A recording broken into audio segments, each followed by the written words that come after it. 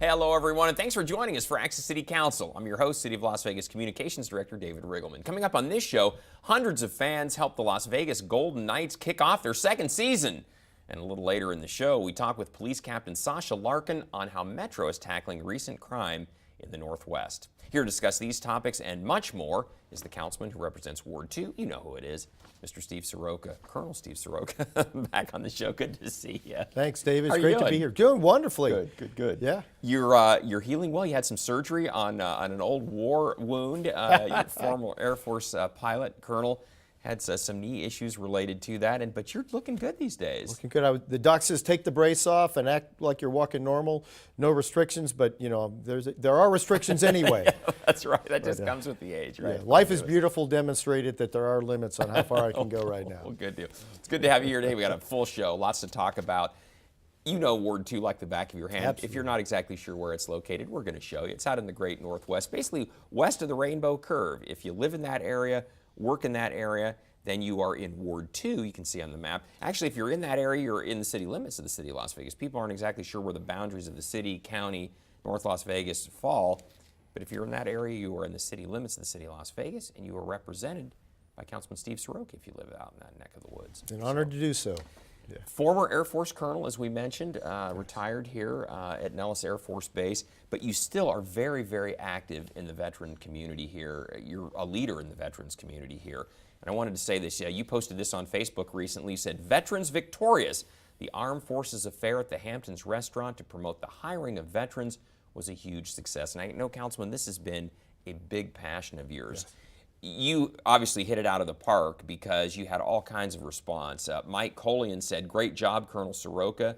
William Billy Alt said, thanks for your continued support of our local veterans, sir. And Joseph Gassler said, thanks, Stroke Man, keep it going. We can explain that, Councilman Seroka. That was his pilot handle. Back in the day when he played baseball at the Air Force Academy, he was known as Stroke Man because you were a good hitter from what I heard. I did okay. Freshman year, I was hitting about 600. Didn't last the whole season, but I started out well. Tell us about this event. We had a great event, and the comment that they made about veterans are victorious is that's really the theme of our America's veterans. We have people that are unlike anywhere else in the world. Losing is not an option, and we want to retain those people in our community when they leave Nellis, when they leave Creech, and we want to attract other veterans from around the country to contribute to our community.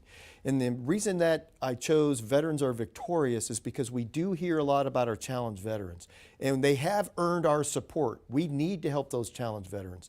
But when they get back on their feet, and those that aren't challenged coming out of the service, we want to employ them and retain them as entrepreneurs and their spouses here in our community right now. They're ready. One thing you've always told me, Councilman, is that most veterans that get out of the military aren't challenged. They're just people ready to work who have a lot to offer. And your message has always been, let's keep them here working in our community versus going back to where they might be from or going somewhere else. Right, and at our event we had Brigadier General Novotny from Nellis Air Force Base come and talk about the people that are working for him right now. Even our junior enlisted people have a minimum of associate's degree. Many have bachelor's degrees, and for the most part they have PhDs in the area they're working. Not literal PhDs, but their knowledge in cyber, amazing, and engineering is their practical applications are at the PhD level. And then we had a former Marine who's now a CEO of Southern Nevada Home Builders Association, a Marine, now a leader in our community. And then we had Bill Noonan, a Senior Vice President of Boyd Gaming, talk about the amazing veterans that have been on their board even, that have come right out of Nellis and worked on their board and worked as over a decade in the amazing contributions those veterans have made to our community. And Councilman, we've mentioned this on the show, we'll talk about it again. There's a program out there where if you want to hire a veteran, you can kind of try them out for free, and it's just a win-win all the way around. There is. Yeah, tell us about it. And David, I actually had 3 different employment connection agencies that spoke for a different segment of our veteran community, because our veterans are not a homogenous community. Those, as you're describing, Hiring Our Heroes is a program where as veterans are leaving the military service, their last 3 months, the Air Force will release them to an employer to work free of charge to the employer, because the Air Force still covers them for pay and benefits for 90 days. no problem. They're looking for a fairly challenging jobs, mid-level manager and up kind of job. So you have your transitioning warrior employed there. Then we have our Guard and Reserve employers represented by Employer Support to the Guard and Reserve, an organization that advocates for our employers and our guardsmen and reservists that have one foot in the military and one foot in our business community.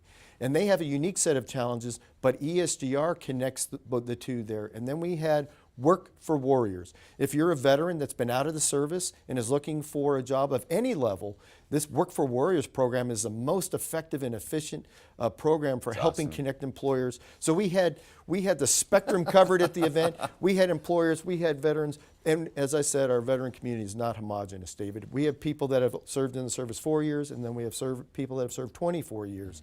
And they have different education, different levels of experience. So some are more entry level, and some are ready to be a CEO of your company. But your message is always, give them a shot, try them out. Give them a shot. Especially in the program, you can have them work for you for free for 3 months, kick the tires, see how they do, and go from there. And I'll tell you, their secret sauce are their spouses. Both men and women that are spouses, they're highly educated and they move a lot, so they may not have the resume to compare to really show what they've done because they've had to change jobs so often. But boy, you give those spouses a shot. I think you may even be more impressed with them than the veteran. I'm not kidding. Some of those spouses they're incredible. Good so stuff. we have a great community to pull from. Good stuff. All right, Councilman. Well, something I know you're also very passionate about, and you posted this on Facebook. I was so proud to recognize the American Foundation for Suicide Prevention and their efforts across the nation in education and advocacy. And again, the message here is we don't want to see anybody go down the road of suicide. Right, and I got to speak from the dais because I just had my surgery, so I couldn't quite hobble down there. But September was Suicide Awareness Month. And unfortunately, in the state of Nevada, we're home to a top 5 suicide numbers for both the veteran community and the general population. So that when we can have awareness and education, both in how the press reports suicide and how we communicate with families and how we can make connectivity a source of solution for those considering suicide, we can start tackling this problem and give care and concern to those that have experienced the connections that you make are so important. And another message they carry, and when you think about it, it's a powerful one. Suicide is a permanent solution to a temporary problem, and that's a message they always carry, that what you're dealing with today doesn't necessarily have to go on forever. But people, if they're feeling hopeless, they can't see past that. It's the hopelessness. It's the lack of connectivity that they feel at that moment. You're exactly right. And if we can help people bridge that gap and get them reconnected, make them feel reconnected, because often they're connected, they're just not feeling it at the time. So it's Good for you, Councilman. Good for you. It's great to have this opportunity. Yeah, I'm glad we could recognize them at City Council. That took place back on September 5th. And hey, go Knights go. Have you heard? It's the eve of the new season. The city tweeted this out. Golden Knight fans are the best fans. We had Fan Fest downtown, and this really rocked the downtown event center. This is kicking off the preseason. If this is what the preseason's like, look out for the real season. And we're about to kick off the regular season here. The Golden Knights have set records, I think, in the preseason, scored goals for, right? And City National Arena and City National Bank has been great supporters of the Golden Knights. And recently they hosted this event and the one in their arena where General Manager George McPhee and the Kerry Bubbles, the president, and the president of City National, Russell Goldsmith, had discussed the upcoming season, and we have a lot to be excited about. Our players they've done some great trades. We've lost some great players, but we've got some amazing players in. And the culture, they talked about the culture, David. The culture of the team is what they're looking for in their players. And we saw it come through last year. Boy, at the end of the season, they were a tighter knit group than they were at the beginning of the season. It's phenomenal. Season made all the way to the Stanley Cup Finals, in their inaugural season. Isn't that great? It's incredible. And now we have a new player that he said he was great to be part of a team. 13 co-captains. Yeah. We don't have one captain on our that's Vegas team. That's team. That's a team. Mm-hmm. And so he was very proud, and I'm just holding this up to show, hey, go Knights, go. We're excited, so let's bring it, Vegas. Let's do it. It's here. It's here. Yeah, we're going to hear Go Knights go a lot. Just you know it's coming. And then, Councilman, let everybody know, you got some upcoming events we want to tell everybody about. These are good things. You have your Veteran Fair, Veteran Services Fair, October 10th. Let's talk about this real quickly. Please come out. We're expecting about Yeah. 2,000 veterans to come out, and the services that are available are incredible. They're particularly tailored toward veterans through veterans benefits, VA benefits, DMV, Jobs, Job Connect, specifically targeting veterans. And so the people there know veteran concerns and veteran issues and can take you from A to Z, from getting your benefits and getting a job. This is literally, folks, a one-stop shop. Again, it's going to be Wednesday, October 10th from 9 to 2. Dula Gym is downtown, everybody. It's right at the corner of Bonanza and Las Vegas Boulevard. That's basically where it's located. And like you say, Councilman, everything that a veteran might need, from getting a driver's license switched out to VA benefits, information on that, this is the place to go. Right, and I'll give a shout out to Councilman Creer. It's in his ward. He's invited me to participate because we're both concerned about our veteran community, and he's taking an active role. So thank you, Councilman Creer in Ward 5. Thank you. And he had to share it with you because you are our veterans' voice on the City Council, and rightly so. And then, Councilman, here it is. It's that time of year again, October 13th. It's Trunk or Treat is back. This is a big deal, everybody. Now, this is back out in Ward 2. This is at the Veterans Memorial Community Center there. This is a big deal. If you've never been out to this, from 10 to 2, this is where all the cars are decorated, and the kids can go from car to car and get candy and wear their costumes, and it's free, and it's just fun. It's a great tradition. And I'll be there dressed up. We also have some entertainment, and I'm expecting our first responders to be there so the children can interact with our first responders and hopefully climb on a fire truck and hopefully get to interact with some of our local Metro Police. It's cool. So you're dressing up this year? You get a little hint on what you're going to be? I think we'll leave it a mystery so people actually try to. Last year they couldn't tell if I was actually the councilman or not, so that was actually pretty fun. That's right. And so you can kind of drift around. Right. And, what are they saying about council? What do you think of Councilman Seroka? All the reports were great. yeah, he's great. Well, good deals. Yeah, so folks, if you're out there, try to figure out who Councilman Seroka is and his costume. And again, it is a free event. So again, that's going to be coming up on October 13th. And then, Councilman, we want to let everybody know another big tradition, this is back downtown, is the Book Festival. And the city, we tweeted this out. The Las Vegas Book Fest is coming back to downtown Las Vegas Saturday, October 20th. So love to have you down there. Check it out. It's a great event. It goes from 9 to 6 at the historic 5th Street School, again on the 20th. And if you're into books at all, this is a great event because you can not only purchase books, hear readings, but authors will be there, illustrators are there.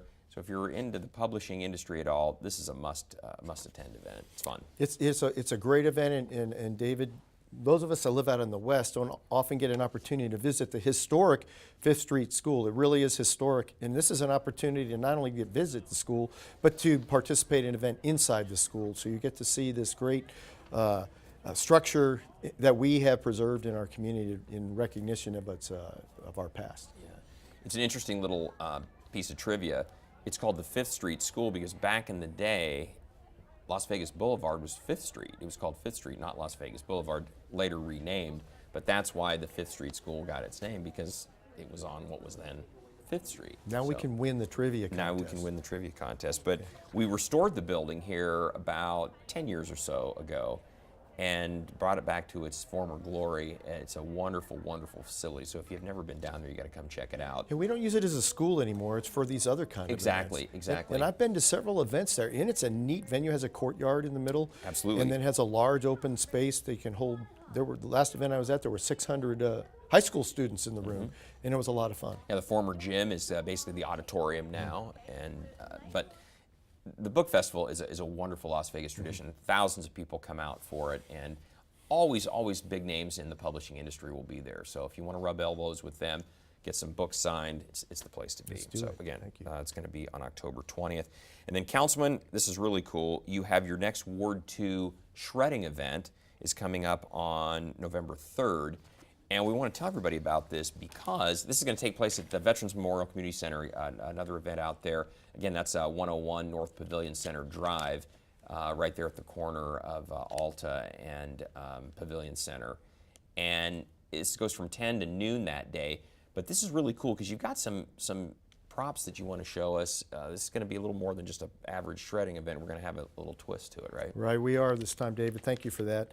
And Malincroft is actually sponsoring the event for us this year. And I'm holding a packet here that is really important for our environment. And it's also, think about this, when you dispose of your prescription drugs, which we all should, so they're not available to be taken away or we take them after they've expired, we often just flush them down the toilet. But think about that. That water we clean up and we send in Lake Mead and then we drink it again later. Yeah, that's right. So we're actually poisoning our own water with our prescription drugs. This product here is a plastic bag that you put 6 ounces of water in and you can put 45 prescription drugs in and it neutralizes the drugs. Wow. And then you can put it in the trash. It goes into the landfill, but you're not poisoning our own ecosystem by doing so. The groundwater potentially, right? This is a new product and they are giving it out free, and it helps make us aware too that we should be disposing of our expired prescription medications. Because otherwise, Counselor, that is so convenient, because otherwise the police department, our own marshals will set up opportunities from time to time where you can bring your prescription meds and then they'll dispose of it for you.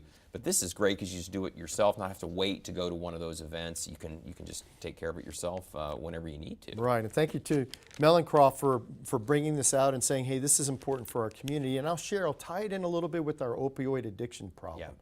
You know, this event is being held in the parking lot that is shared with Palo Verde High School. And what's interesting is a lot of the problem we do have with opioid addiction springs from high schoolers or athletes getting hurt and getting opioids prescribed by their doctor. And they get hooked. And then they get hooked. And often they go into their parents' medicine cabinets to see what expired opioids are there so they can continue their addiction. And when those drugs go away, it costs about $70 or $80 a pill on the street. So unfortunately, opioids turn into be the gateway drug for heroin, which a dealer then comes up to the student and says, I can give you the same physical reaction for $5 with heroin. Yeah. And unfortunately, even around Palo Verde High School and our other high schools across the community, we have a heroin problem that the gateway drug are our prescription drugs. And we're often inadvertently in our homes supporting that, continuing that addiction, and we don't even know it. Yeah. So this is an opportunity to help combat that as well. Outstanding. All right, so that is going to take place November 3rd. Come get your free little packet, pill neutralizing packet, and that's great. That's the first time I've ever heard of those. That's cool. And we're going to take advantage of it well in our house, our household. Hey, we have a high school athlete in our house. Yeah, I want to take because we always have those little meds that just need to go away, so that's how to do it. So good stuff. Well, Councilman, we need to take a short break, but when we come back, keeping crime down in the Northwest. We'll talk with Captain Sasha Larkin to tell you about new efforts by Metro to keep our city safe. That's next, so please stay with us. Here in parking enforcement, we often hear, but I didn't know it was a violation. So we like to clear some of the confusion over the most misunderstood regulations. Vacant lots, public right-of-ways, parking lots, and city garages are not free and open sales lots for you to unload your vehicle. Furthermore, if you're selling your car or truck to a private party, a bill of sale is required for proof of exchange. If you do try to sell in one of these areas, you're subject to a ticket and a fine. So now you know. For more information, call 702-229-4700. They say that when you're facing extreme danger, your life flashes before you. If you think that's sad, consider facing it before you even have enough life to flash before your eyes. Deaths and injuries can be prevented by using the right car seat. Visit safercar.gov/the-right-seat to know what is appropriate for each age and size. Drop that baby.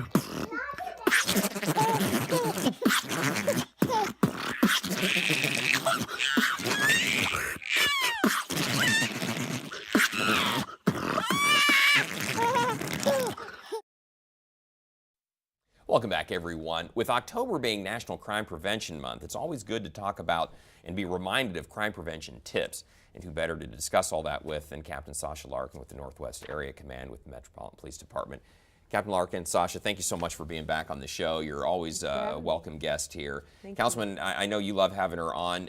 We talk about crime is down overall dramatically in the Northwest.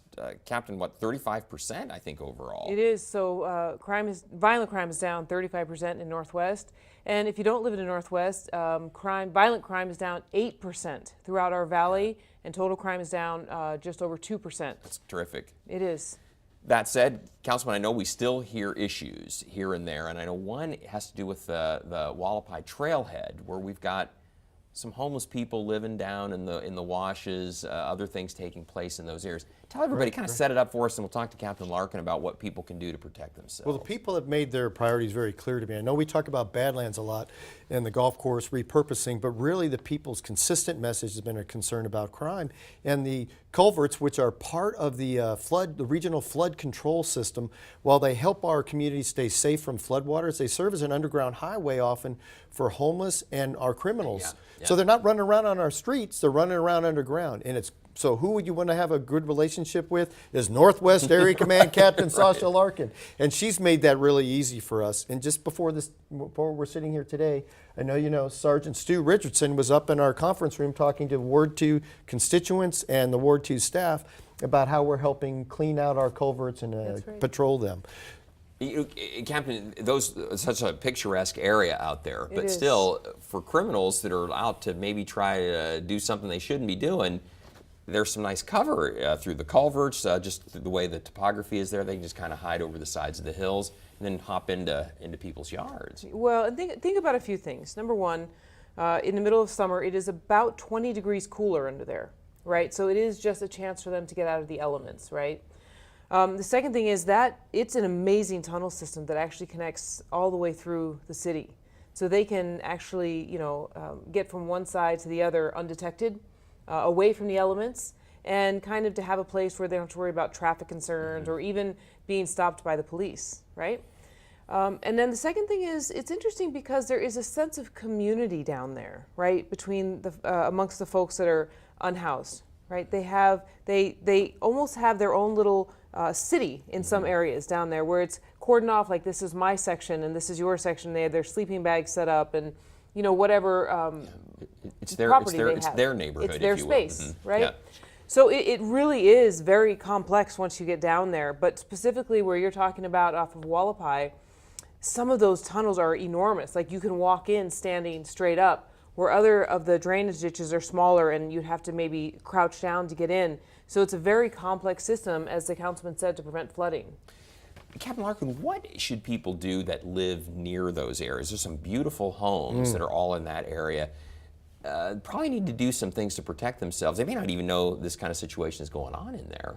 Well, I'm lucky that it is Crime Prevention Month since you asked this question. I can give you my entire rant on it.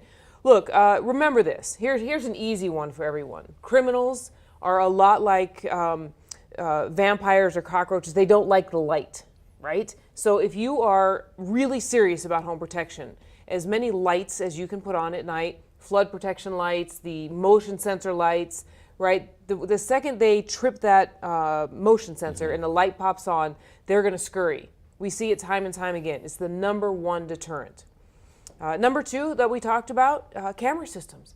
And listen, specifically at that Wallapai space, the back of the house is often forgotten about. Yeah. The Ring doorbell camera, covers the front door, good. Great. Yeah. But what are you doing for the back of your house where these guys can come in off the golf course, off the park, right, and make entry?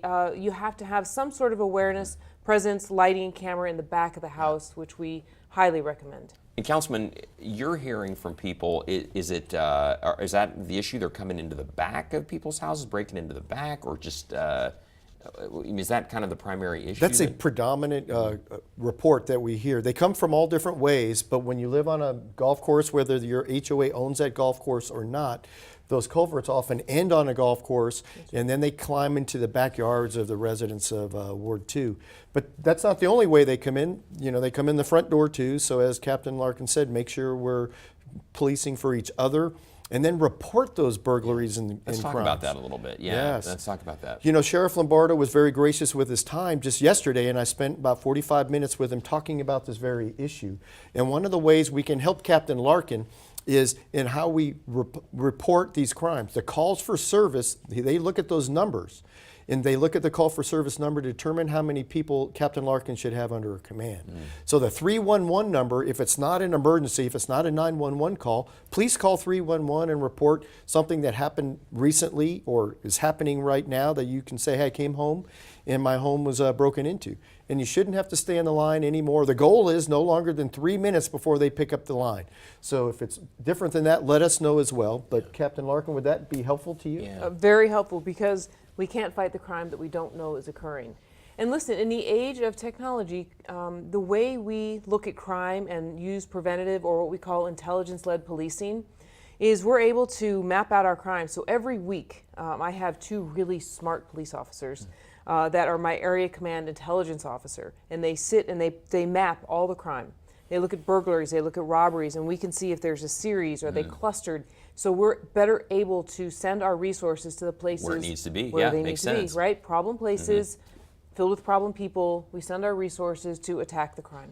And if they tell me about it, but we don't tell Captain Exactly. Larkin about it, Doesn't do any good. Right, in right. their world, Yeah. it didn't happen. That's So we right. need to make sure that you know. That's right. Right? That's what we can do to help you. Yes. To help us. Yes. Captain Larkin, 311, 911, I know we've talked about this. Remind everyone the difference, how to use it, and when you call 311, people are really going to help you, aren't they? Of course. It's the same dispatch center. So we have a large communication center with people answering the phone, and then they'll ask you, do you need fire, medical, or police? And then they are able to route your call appropriately. But if you say police, even on 311, then immediately a call is generated. May it be for a burglary, your car was stolen, whatever it is that's not dire life and death, health, right there in the second that you need us to come. Now, if it's a 911 call, the way the call is generated and how it's sent to our dispatch console is a little bit different. But we're coming, no matter what. 911, 311, it's just the ranking, priority in which we get there. Yeah, sounds good. Well, listen, thank you so much. Captain, we've got about 30 seconds left. I'll give you the final word. Anything else you want to add? Some good reminders. Well, I want Ward 2 to know that they're very blessed that they have a councilman that is really working to build relationships, not just with the community, but with all of the other first responders, fire, police, medical, and that's what gives us the advantage to having communication and information, right, to better drive our efforts. And lastly, it's the stage that I take every single time. Buy a gun safe and please put your gun in it, because stolen guns are where we are leading the valley, and it's making a big impact in crime. Captain, that's interesting. And Councilman, we talked about that. People are looking for guns and cash, and cash. an incredible number of guns stolen in the Northwest when people break into houses. Yes, Amazing. there is. And So- in cars too. In cars, don't leave Yeah. your gun in your center console in your car.